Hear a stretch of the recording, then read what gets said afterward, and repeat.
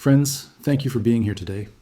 What if I told you that the definitive collapse of the most powerful empire in human history happened not on a blood-soaked battlefield or amidst the fires of revolution, but during a single cold phone call? And could it be that the United States, in its current trajectory, is unknowingly rehearsing the final act of that very same tragedy, with the curtain set to rise as early as 2026? History is often taught as a series of dates and battles, of kings and presidents, but the true gears of history turn on the axis of economics. We are here to discuss a ghost story. It is the story of the British Empire, a colossus that once spanned a quarter of the globe and how it vanished as a global superpower in the span of just 11 days in November 1956. But this is not merely a history lesson, it is a warning. The autopsy of the British Empire reveals a specific fatal pathology, a combination of debt, military overreach, and hubris that is currently coursing through the veins of the United States. By understanding the mechanics of Britain's fall, we can see the trajectory of our own future, a future where the American dollar may soon face its own reckoning. To understand the catalyst of this collapse, known as the Suez Crisis, we must first transport ourselves back to November 1956. The world was in the grip of the Cold War. But the drama that unfolded in Egypt was not strictly a contest between East and West. It was the death rattle of the old world order. The event began when Egyptian President Gamal Abdel Nasser nationalized the Suez Canal, a vital artery of global trade and a symbol of British imperial might. Britain, interpreting this as an intolerable insult to its prestige and a threat to its oil supply, conspired with France and Israel to launch a military invasion to retake the canal. Militarily, the operation was a textbook success. British paratroopers were securing their objectives. Egyptian defenses were crumbling. It looked like another glorious chapter in the history of British arms. However, the defeat that followed was total, and it did not come from Egyptian tanks. It came from Washington, D.C. The United States government, led by President Dwight D. Eisenhower, was furious. Eisenhower viewed the invasion as a relic of old-fashioned colonialism that would push the Arab world into the arms of the Soviet Union. He decided to send a message that would change the world forever. The U.S. delivered an ultimatum, not with troops, but with finance. Washington threatened to sell every British pound held by the U.S. Treasury. This massive sell-off would have shattered the value of the pound, destroying the savings of British citizens, and making it impossible for the island nation to import food and fuel. Furthermore, the U.S. blocked Britain's access to emergency loans from the International Monetary Fund, IMF. They effectively told London, "Stop this war, or we will bankrupt you." Britain's gold and dollar reserves were draining at a rate of $100 million a week. Faced with financial annihilation, Prime Minister Anthony Eden had no choice. He surrendered. Britain halted its advance and withdrew its troops. The message was clear. Britain was no longer a superpower. It was a debtor nation living on borrowed time and American indulgence. The Suez Crisis was the final nail in the coffin of British global dominance, proving that without financial independence, military power is merely an illusion. To truly grasp how Britain reached that point of vulnerability, we must look back at the rise and false security of the British Empire. In the 19th century, Britain was the undisputed master of the global economy. The British pound, sterling, was more than just money. It was the lifeblood of global commerce. It was the world reserve currency. This status gave Britain an exorbitant privilege, a term later used to describe the U.S. dollar. Because the world needed pounds to trade, to store value, and to write contracts, Britain could operate under different rules than any other nation. They could run trade deficits year after year because there was always a global demand for their currency. They could borrow money at rock-bottom interest rates because the creditworthiness of the British Empire was considered absolute. They could print money to fund a massive navy that policed the world's oceans. However, beneath this veneer of invincibility, a rot had set in. By the late 1800s, a new titan was rising across the Atlantic. The United States had already surpassed Britain in terms of raw industrial output, innovation, and aggregate wealth. American factories were newer and more efficient. American steel was cheaper. Yet, the pound remained the king of currencies. This was due to economic inertia. The global financial infrastructure, the telegraph cables, the banking houses, the insurance firms, was built around London. The world continued to use the pound, not because it was the strongest currency backed by the strongest economy, but because it was what everyone was used to. This lag between economic reality and financial status gave Britain a false sense of security that would prove fatal. This sets the stage for the architecture of decline that plagued the empire from 1914 to 1945. The cracks in the foundation widened into chasms with the outbreak of World War I. To fight the war, Britain had to borrow staggering sums, transforming almost overnight from the world's largest creditor to one of its largest debtors. By 1918, the empire was financially exhausted, yet its leaders refused to downsize their ambitions. In 1925, Britain made what historians often cite as its single greatest economic error, the return to the gold standard at the pre-war exchange rate. Driven by ego and a desperate desire to pretend the war hadn't diminished them, British leaders pegged the pound at a value far higher than the economy could support. It was a decision rooted in denial. The consequences were devastating. To maintain this artificially high exchange rate, the Bank of England had to keep interest rates painfully high. This strangled domestic investment and caused unemployment to soar. British exports became prohibitively expensive for foreign buyers, decimating British industry. While the political class in London continued to posture as masters of the universe, the working class paid the price. The Great Depression of the 1930s exposed the math for what it was. Speculators realized that the British system was insolvent. They attacked the pound, forcing Britain off the gold standard in 1931. The currency lost nearly 30% of its value. Yet, even then, the pound persisted as a reserve currency. Why? Because Britain used its imperial power to force its colonies, India, Australia, various African territories, to hold their reserves in pounds.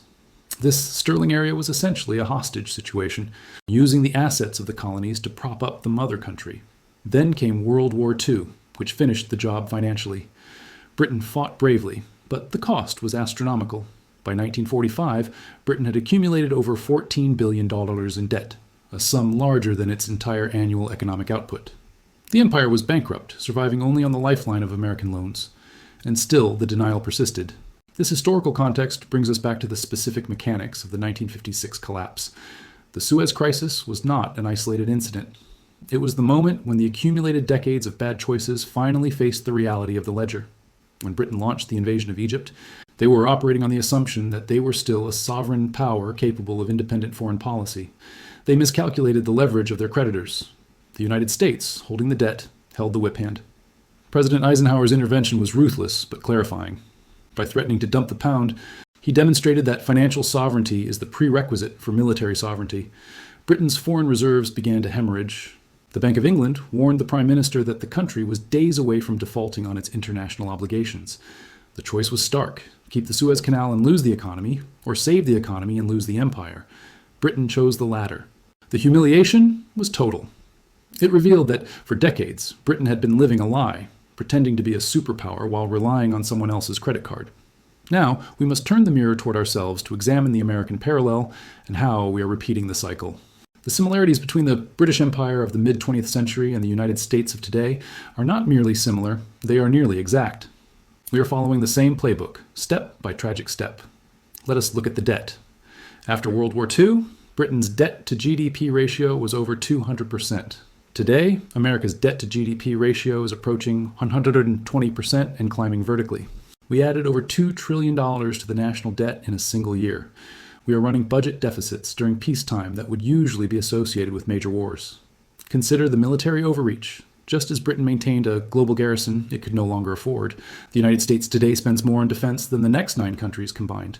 We maintain over 750 military bases in more than 80 countries. We are policing shipping lanes, securing borders halfway across the world, and subsidizing the defense of wealthy allies in Europe and Asia. We are, quite literally, policing the world on a credit card, borrowing money from potential adversaries to fund the military that is meant to deter them. Look at the currency manipulation. Britain had the sterling area to force demand for the pound. America has the petrodollar system. Since the 1970s, a tacit agreement with Saudi Arabia and other OPEC nations ensured that oil was sold exclusively in US dollars. This forced every nation on earth to hold dollars to buy energy, creating an artificial, permanent demand for our currency. But just as Britain's colonies eventually sought independence, the world is now moving away from the dollar. Geopolitical shifts are accelerating. China and Russia are conducting trade in their own currencies. The BRICS nations, Brazil, Russia, India, China, South Africa, are actively building an alternative financial infrastructure to bypass the SWIFT system and the dollar. Even our traditional allies are beginning to hedge their bets, engaging in gold purchases and bilateral trade agreements that exclude the dollar. The inertia that has protected the dollar for decades is wearing thin. Before we move on to the psychology behind this decline, I want to pause and hear from you. Do you think this comparison between the British Empire and the modern United States is justified, or are there key differences that make America's situation unique? Let me know your thoughts in the comments below. Perhaps the most terrifying parallel lies in the psychology of denial among our leadership class. In the 1950s, British economists and treasury officials wrote secret memos warning that the empire's finances were unsustainable. They begged politicians to cut military spending and accept a reduced role in the world. These warnings were ignored.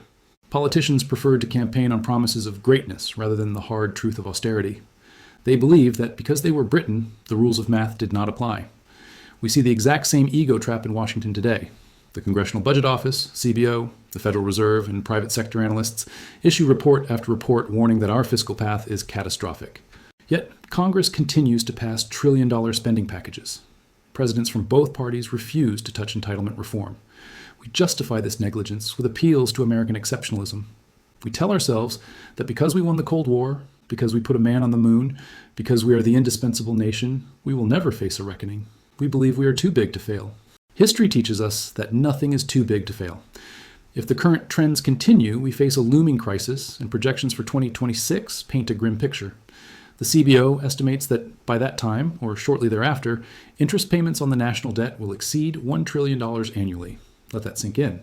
We will be spending more on interest payments to bondholders than we spend on the entire defense budget. We will be spending more on interest than on Medicare. We will become a zombie government, where the primary function of the state is not to provide services or security, but simply to service the debt accumulated by previous generations. This is the definition of a debt trap. The trigger for an American Suez moment could be anything. It could be a failed military intervention where the U.S. tries to project power and is checked by a rival power, shattering the perception of omnipotence. It could be a debt ceiling crisis where political brinksmanship finally pushes credit rating agencies to downgrade U.S. Treasury bonds to junk status.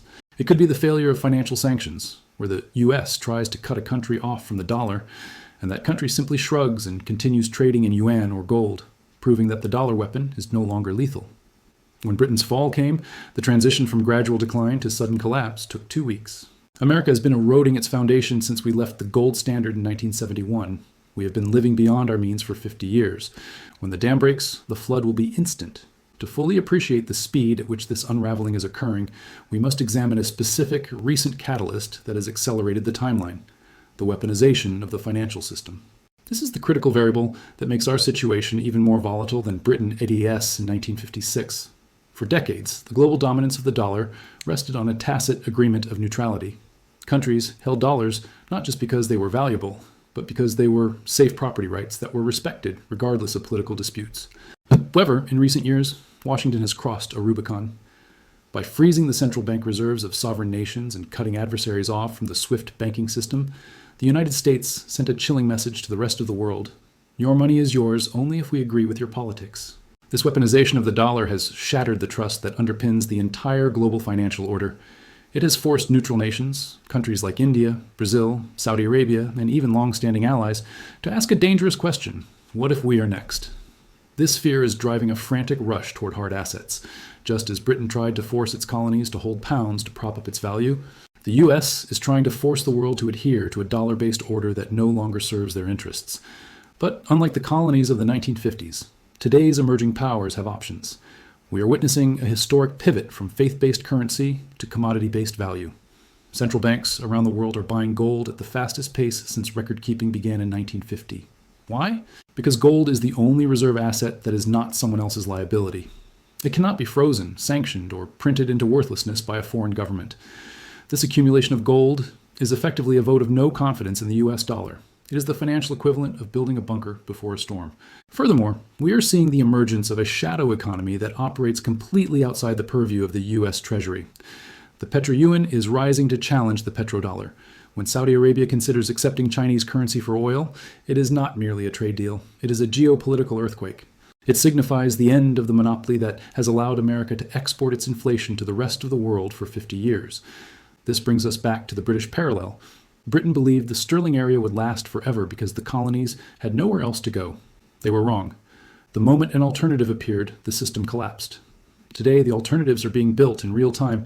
The BRICS alliance is expanding, representing over 40% of the global population and a quarter of the global GDP.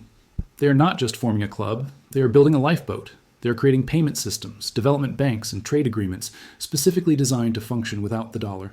This acceleration is why the timeline is shrinking. Trust takes decades to build, but only moments to destroy. By weaponizing the dollar to achieve short-term political goals, we have sacrificed the long-term economic stability of the nation. We have given the world a reason to leave us. And just like the British in 1956, We are interpreting this exit not as a rational reaction to our own policies, but as hostility, further deepening the cycle of denial and conflict. We must also be clear about the consequences of reserve currency loss for the average citizen. This is not just high-level economics. It is a threat to the American way of life. If the dollar loses its status as the world reserve currency, the exorbitant privilege ends. The demand for dollars will evaporate. Trillions of dollars currently held overseas will flood back into the U.S. economy, causing hyperinflation. The cost of imports, electronics, clothes, cars, and crucially energy will skyrocket. The standard of living for the American middle class, which is built on cheap consumption fueled by a strong dollar, will collapse. Interest rates will spike to double digits as the government is forced to pay higher yields to attract lenders. This will freeze the housing market, crash the stock market, and make credit card debt unpayable. The government will face a binary choice: default on the debt, destroying the global financial system, or print money into oblivion, destroying the currency. In either scenario, the comfortable, stable life we have known will become a memory. Before we conclude, if you are finding value in this analysis and want to support our mission of bringing these critical historical lessons to light, please hit the like button and subscribe to the channel. It helps us reach more people who need to hear this message. In closing, let us look at the actionable insights this history provides. Friends, history does not repeat itself, but it certainly rhymes. The rhyme between London in 1956 and Washington today is deafening. The British Empire's final mistake was not the invasion of Suez. It was the refusal, for decades prior, to see the reality of their decline. It was the arrogance of believing that their past glory guaranteed their future survival. The United States is making that same final mistake. We are refusing to look in the mirror. However, fatalism is not a strategy. While the macro trajectory is alarming, individuals can still prepare. We must understand that the government cannot save us from a crisis of its own making. Just as British citizens who trusted the state lost their savings, those who trust the current path will be left vulnerable. We must watch the indicators. Are foreign central banks dumping dollars? Are oil trades happening in yuan? Is the interest on the debt rising faster than tax receipts? These are the canaries in the coal mine. Preparation involves diversification, owning assets that are not denominated in dollars, building real-world skills that have value independent of the financial sector, and fostering community resilience.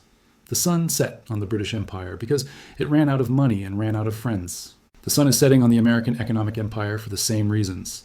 The question is not if the night will come, but how we will endure it. 2026 is approaching. Let us not be asleep when the phone rings. Thank you.